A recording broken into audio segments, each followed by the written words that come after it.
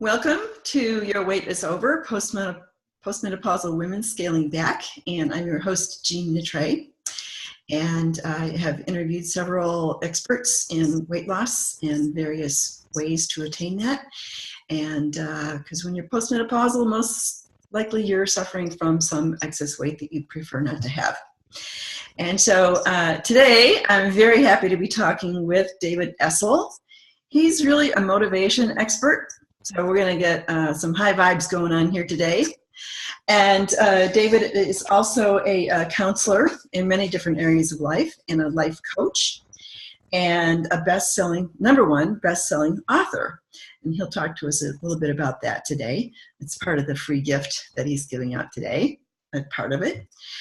So welcome, David. Oh, Jean, what a wonderful topic. You know, on a topic that affects 70% of Americans, being overweight or obese. And, you know, I don't know the percentage with postmenopausal women, but I'm going to guess that it's up in that 70-80 percentile too of women going through the hormonal shifts, also struggling with weight. A great topic for your summit. Right, exactly. And the other part of this summit is, you know, in the interviews I do, I source all sorts of empowering things that we can do for ourselves. A lot of them we don't know about, and so that's why we're here to learn these new things, so we are empowered. Good. So, let's just see, where does, should we call it overeating, or is that one way to talk about the issues that you want to focus on? Is overeating probably is part of it, at least. And so where does that start, David, or overeating? Jean, about 90% of the clients we've worked with for the past 24 years that are struggling with weight and they're coming to us because of that, we see it happening right in childhood. You know, every once in a while you'll see someone that didn't start gaining weight until their 30s or 40s or maybe even their 50s. But most people have struggled for a long time. I mentioned a statistic a little while ago that 70% of Americans are either overweight or obese. And the origins of it is almost always between the age of 0 and 18. When people talk about that, well, mine must be a genetic cause. You know, we love to say that, you know, my alcoholism is caused by my genetics, my overweight is caused by genetics. It's really not true. University of Florida study, one of the ones I love the most, said about 6%, Gene, only 6% of people that are overweight have any genetic link whatsoever, which means 94% don't. So if people watching us right now, if you were to flip back into your childhood in your mind, how were you rewarded for doing good in school?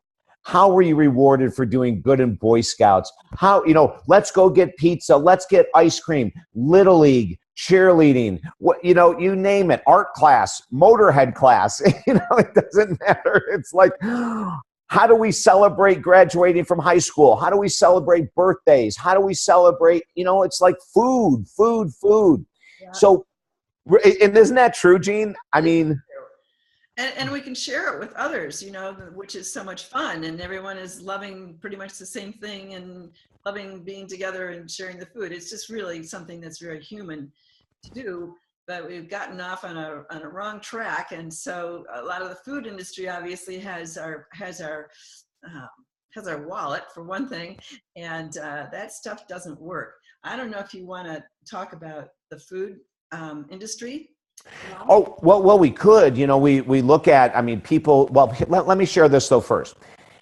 There's a lot of misnomers about like supersized meals as being the reason we're overweight and all that. But you know what? I have to tell you, maybe, and this may be a different approach than other experts, I don't believe it's the food industry from the perspective of like oversized meals. In our work, we say that there's one major cause of our overweight or obesity, and that is we've never learned how to cope with emotions. Wow. So, you know, if you look at a normal person, let's say 30% of the population are at normal weight. You look at a normal weight person, they'll go into a McDonald's, they'll go into a fast food place that serves oversized meals, and they'll only eat what they need. Like, they've tuned into the body's needs, Gene, of the amount of calories they need on a daily basis, the amount of food they need in order to have the energy to persevere. They've also, though, they must have learned somewhere along the line how to cope with stress, how to cope with disappointment, resentment, rage, shame, guilt, every emotion, excitement. You know, they've learned somewhere that you can cope with these stresses without using food as drug. But for the 70% that are overweight, when they go into a McDonald's, a lot of times when there are any fast food joint, when they're overeating, they're not overeating because they are physically in need of calories. They're overeating to submerge that they hate their job, they can't stand their partner, their kids are a pain in the butt, you know, and it's not that those things are abnormal, to not like your partner, to not like your job, to have kids that are a pain, but they haven't learned how to cope with those emotions, to deal with those emotions. So the 4 major food groups that are so heavily promoted that are drugs to the brain would be salt, sugar, white flour, and fat. Yep. Now, the first 3 especially will hit the pleasure center of the brain in anywhere from 60 to 120 seconds. So a minute after biting into that high sugar, high salt, high white flour food, it's already hitting the pleasure center, numbing emotions, which feels really good. You know, you're stressed. You're racing to work. You've got to stop and eat. You're racing because you only have 30 minutes for lunch, right? So the stress says, let's eat more. This feels good. I don't feel the stress anymore. Let's have more. I don't feel the stress anymore. So I don't blame the industry, the food industry. I blame us for not being willing to get help on how to cope with emotions and instead leaning on drugs called food to minimize the emotions we don't want to deal with. Right. And a lot of times people don't know that they don't have to eat that way. I mean, there are some people that are just kind of ignorant. That sounds like a judgmental word, but I mean, they just don't know. And that's part of what we're here to do, is to help offer solutions so that we don't have to be victims of that. Right. Gene, let me give you a great example. In all the years of doing weight loss counseling, I have never had an overweight person who ate broccoli, steamed broccoli and chicken for lunch every day. Right. You know, I mean, I've never had an overweight person that had a piece of fish and vegetables for dinner. You know, we don't have people that can't stop eating steamed broccoli. Do you know what I mean? It's like, you know, we don't have anyone that goes, my downfall is steamed broccoli. You know, it's because steamed broccoli is not a drug for the brain unless it's fried or it's covered in butter and salt or something like that. But, you know, I mean, it doesn't have the effect. So when you have people eating healthy foods, they don't overeat. You know, like you're not going to have someone going, I couldn't stop eating grilled chicken. You know, it's like, I gained all this weight because I'm addicted to grilled chicken, for God's sake. No, that's not the problem. The problem is that when someone hasn't learned how to deal with their emotions, Gene, and let me just run through a few again, you know, shame and guilt, which people who are overweight often carry a lot of shame and guilt. So they will eat those 4 foods that are drugs so that they don't feel their own shame and guilt. People that are angry at themselves for staying in the same job for 30 years or 20 years or 2 months that they hate. People who are angry at themselves for staying in a relationship or a marriage that has sucked for 20 years and so they eat their way to sleep. Listen to this. The other day I was on Jenny McCarthy's show, her radio show, the celebrity Jenny McCarthy. We've become very good friends. I'm on her show every couple months. And the other day she opened the phone lines and we were talking about dysfunctional love. And this guy called in and he said, I don't know what this has to do with love, but listen, I got married 2 years ago. I've gained 150 pounds. Oh, God. And I'm really sad and I'm really unhappy. Can you help me? And I said, you know, 90% of people in your situation, his name was Sean. I said, Sean, 90% of your people in your situation, you've gained that weight because you haven't learned how to communicate your feelings to your partner because you're afraid of rocking the boat. You're afraid of getting into an argument. You're afraid of confrontation. I said, now, I don't know if that's you, Sean, but that's where most people who gain that amount of weight in a marriage or a relationship go to. And he stopped me and he said, David, you're 100% right. Let me tell you this. I'm so afraid that he's going to get angry that I don't say anything. And instead, he eats his emotions, Gene. Now, for our listeners right now or our viewers right now, if you were to look in the mirror and be really honest with yourself about the type of food you lean on, the time of day that you lean on them, the emotions and the stress that you haven't learned or don't want to deal with, you would walk away probably saying, I am the issue. It's not my genetics. It's not the fast food industry. It's not anything other than I haven't learned how to deal with emotions. I haven't learned how to cope with them.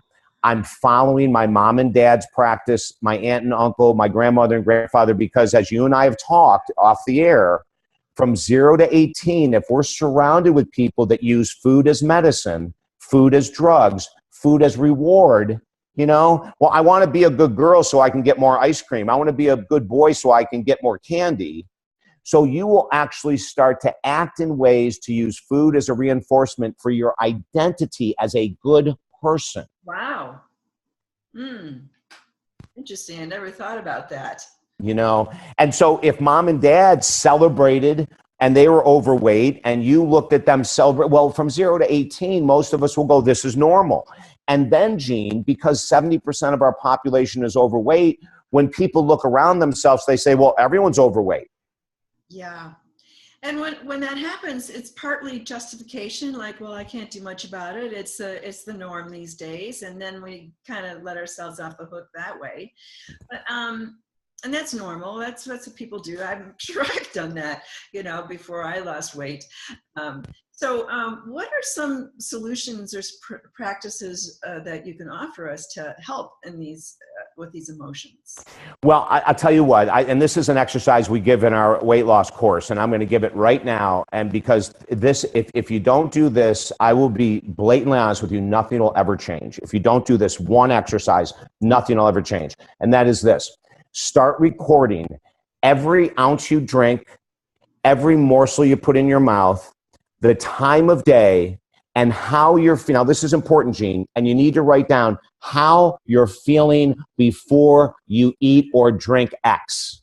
Mm-hmm. It's all about emotions. Now, 6% of the population could say, I have a genetic link, and the only way you'd know that is to be tested genetically. Otherwise, you're just using it as an excuse. But even here's good news. Even people with genetic links can make dramatic changes in their body if they're willing to do the right thing. So even if you have the genetic link that is predisposing you to obesity or being overweight, you can still shatter the power of a lot of that gene by making good choices. But number one, we've got to write everything. You can't skip crap. You can't forget your notebook. You can't use excuses you're too busy to write. Throw all of that stuff out the window. Then when you have, and what we do in our course is we have people send us all this data. And then as a counselor, I'm looking for patterns. Oh, really? I'm looking for the time of day that is your weakness. I'm looking for a repeat of stress emotions that I need to help you learn how to cope with so you don't eat during that period of time. We need to here's something crucial. By looking at the time of day, I can say to someone, the reason you're overeating at 3 o'clock is because your blood sugar levels have been disintegrated. You haven't eaten until from 8 in the morning. Your blood sugar levels are shot. You're going to reach out for anything in the world, candy, fast food, whatever's the closest thing, the exact food you don't need because your blood sugar levels are telling you you must eat. So the patterns, Gene, just when I'm getting so excited right now. When people do this exercise, it's mind-blowing. Like when I go over it with them and we look at all these different triggers and traits and patterns, like they'll go, oh my God, I had no idea. We had a woman that I worked with out of New York City a year ago. She had bought into that you don't need to eat during the day. It's the greatest way to lose weight. And then she would consume 2,500 calories from 8 at night until 11 o'clock every night. Ooh, right. And she was an emotional eater. She couldn't stand her job. She was overly stressed. So all day long, she was too anxious to eat. She didn't want to take the time. And then when she came home, all she did was eat. And, her 100-pound weight gain over about 4 years, it took her about 4 years. She was 100 pounds overweight. But it was all because she was eating all those dense, and it was crap food. It was, your microwavable meals. And let me tell you something, even though it says diet, whatever, like that stuff is filled with so much crap, sugar, salt. Those frozen meals are filled that you start to crave more. So like, let's say that someone has a little frozen meal, for dinner. Well, the ingredient, the little frozen meal isn't the problem if it was steamed broccoli and grilled chicken. I want to go back to that. I'm hearing that, David. This is boring. Like that's not the problem. But the extra salt, the extra sugar, the white flour in those meals creates a numbing effect so people want more of it. More. And so what do people do in those instances of eating at the wrong time of day? Let's just take that one specific thing. So we set everyone up on their iPhones with alarms. Every 3.5 hours, that alarm goes off, which means you have 30 minutes to eat. If you haven't eaten it by that, right before that alarm goes off, when the alarm goes off, that says I need to eat. Now, what does that mean? It means that we're looking at trying to implement many small meals over the day. This is what diabetics have been taught for years. If they follow what their nutritionists are telling them, diabetics are supposed to eat every 3.5 hours so blood sugar levels stay normalized. They don't go into a deficiency in their blood sugar levels, create an insulin imbalance, and then huge complications for the diabetic. With the rest of the population that isn't diabetic, it's the same thing. Your blood sugar levels drop. As I mentioned a minute ago, you grab anything you can, you overeat, and then you justify it. I haven't eaten since 7 a.m. It's 3 o'clock. I can eat all this crap. Yeah. So that's a really good tip. Set your phone alarm for every 3.5 hours. And how many times a day do you recommend that one eat? A minimal of 4 to 5 times a day. Really? Yeah. Now, I got to tell you a humble experience. In 1995, I was a huge athlete and a carbo loader. I bought into all that stuff about carbo loading. It was the craze from the late 60s, 70s, 80s, even into the 90s for me. So I was promoting people to eat tons of carbs for breakfast, for energy, carbs before your workout, carbs after your workout, all that kind of stuff. I was dating a woman who told me this one day, and I couldn't hear it because I wasn't humble, that this bodybuilder in the gym was telling her that I had it all wrong, that I was preaching a message that wasn't accurate. And she said, this is what he told me to tell you, because he had heard my national radio show. So he said, tell David that it needs to be mainly vegetables and protein every 3.5 to 4 hours, because that's what bodybuilders have been doing since the beginning of time, and it really works. The transformation of his body, even though she said, he didn't say he didn't have a good body, he just said the transformation of his body would be amazing. Well, I shut down, Gene. I shut down because it was coming from a competitor. It's like, I couldn't hear it. A couple years later, she came back to me again and told me the same thing. I didn't want to hear it. And then I ran into Bill Phillips. Bill Phillips is he's an international expert on body composition, body change. And I read his book and I said, oh my God, I've been wrong all these years. When we start implementing eating every 3.5 to 4 hours, especially for someone that eats once or twice a day, they're going to think, I'm going to gain weight. But it's small meals every 3.5 to 4 hours. So let's say in the morning that you have, a small egg white omelet or a small omelet with oatmeal. Bingo, go out the door. You've got your complex carbohydrates and you've got your protein and you're good to go.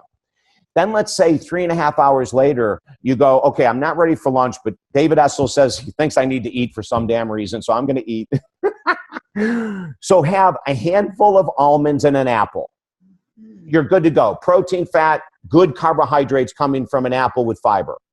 Then you go to lunch. You have a salad with like greens, not iceberg lettuce, like actually greens that have some freaking nutrients in it. And tuna fish that you bring from home made with olive oil mayonnaise. Yes. Right? So all of a sudden, and then in the afternoon, you can have a protein bar and a half a banana as your snack. And then at dinner, you have your fish or your grilled chicken with broccoli. And then later on in the evening, if you needed something, my favorite bedtime snack with people is steel cut oats. Incredible fiber source as well. They are metabolized by the body very slowly, so there's not a rush of insulin. The blood sugar levels don't go up dramatically. Insulin levels don't go up. And I'm going to tell you a problem with eating sugar at night in a minute. But when you eat steel-cut oatmeals at night with a little skim milk or almond milk or whatever you like, a little bit of organic honey, that's it, just a tiny amount, you're good to go. Now, that meal plan I just gave you, that's the example of what we teach in our courses. Because you don't want to just say to people, just go out and eat healthy. They don't know what the heck that means. So, we give them ideas, but let me quickly go to this whole problem with sugar at night. So, a lot of us, and from childhood, it was for me, I was a sugar addict. And at childhood, the treat we got before bed was milk and cookies or Captain Crunch cereal. That's like 7 billion grams of sugar in that crap, right? It's amazing. So then what happens to the body if you're an adult and you have sweet stuff before you go to bed? Well, let's look at sugar. Sugar, when you consume sugar, it raises blood sugar levels, which makes us, as adults, makes most of us feel relaxed. This is why we do it before bedtime. It does have a powerful effect on the brain. It does make you feel relaxed. Even organic cookies, it's the same damn thing, gang. Because it says organic doesn't mean squat. If it's sugar, sugar is sugar. All right. So you relax, you have your sugar, you go to sleep. Here's the bad news. 4 hours later, the blood sugar levels crash dramatically. You are then awoken. Either some people call it restless leg syndrome. That could be a reaction of dropped sugar levels, or you start tossing and turning and you wake up every day and you go, why the hell am I not sleeping any good? And a big part of it could be your sugar intake at night. Or alcohol does the same thing. Right. The glass of wine before bed feels so good. The vodka before bed helps you relax. And then hours later, the same thing. Blood sugar levels drop, irritability happens, restless sleep, and we start it all over again.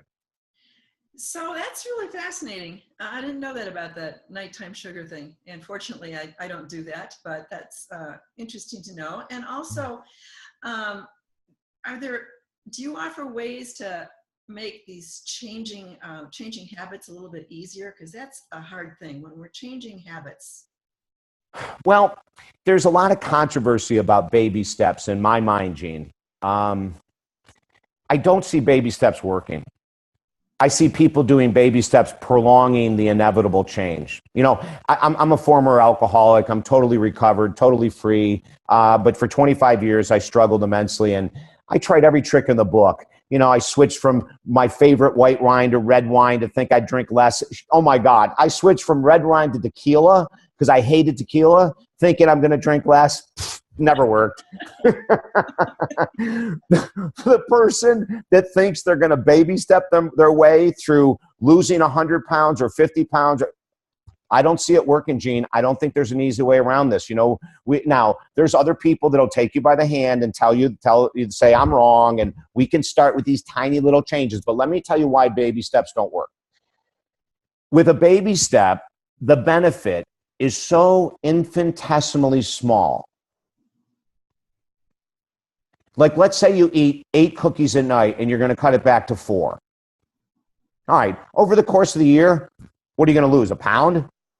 2 pounds, 3 pounds over 12 months by not eating 8 cookies and only eating 4. The benefit is going to be so tiny, you're not going to see it. Mm-hmm. And then after a while, you're going to go, I stopped eating half of the sugar I ate at night and I still haven't lost weight. Screw it. I'm just going to go back.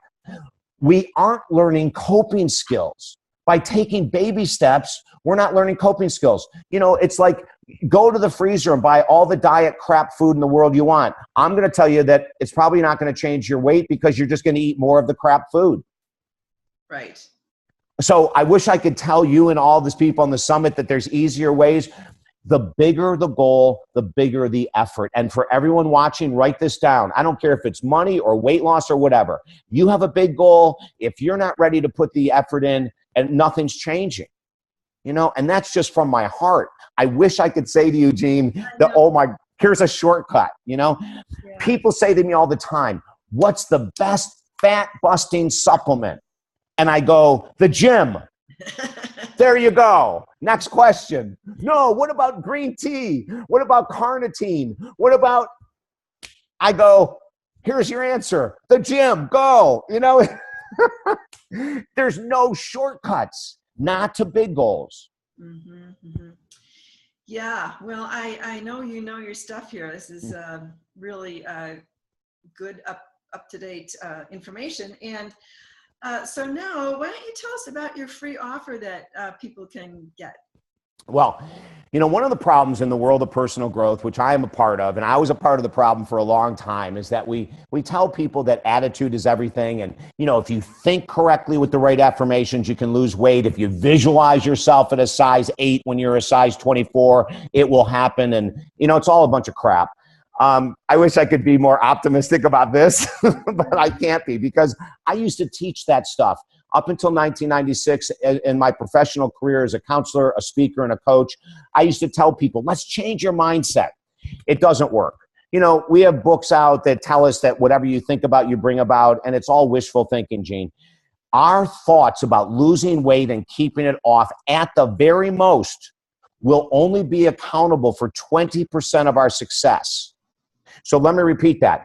How you think about food, about losing weight, and about everything else is only, if you're thinking positively, it's only going to account for 20% of your success of weight loss. The real key is doing the things that you and I are talking about right now that we would rather not do. That is the answer. So we created a book that became a #1 bestseller, and it's called Thinking Will Never Change Your Life, but this book will. The myth of positive thinking, the reality of success. In the book, we have stories about people that have lost 120 pounds, 130 pounds in 12 months. A story about a woman that went from this very chubby little waitress, very unhappy in her marriage, very unhappy with her body, into this figure bikini competitor. I mean, when you read the story, it's like freaking unbelievable, you know. And so we're giving away chapter 1 for free from the #1 best-selling book, so that people can get an idea, Gene, of why I am so against using positive thinking for major changes. And while I'm a huge positive thinker and I use my techniques for an hour every morning, the money that I make, the difference that I make in this world has nothing to do with the way, or I should say 20% to do with the way I think.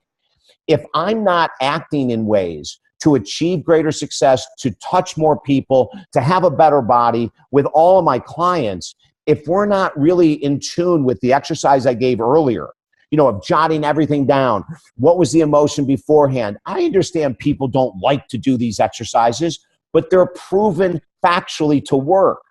So the book, what we say is go to talkdavid.com, get chapter 1 of the book, and you will be so convinced that we have really released something powerful. You'll want to actually start to implement those tools in chapter 1 right away to help you lose the weight you deserve to lose. Wow, that sounds great. I'm looking forward to reading it myself. Awesome, Gene. Need all the ammunition I can get. That's for sure. Well, this has been really a treat, David. We're talking with David Essel today. And going to be signing off now, but viewers, take a look at your inbox in the morning, and there will be another couple of interviews for you there. And my name is Jean Nitre. I'll see you tomorrow. Bye.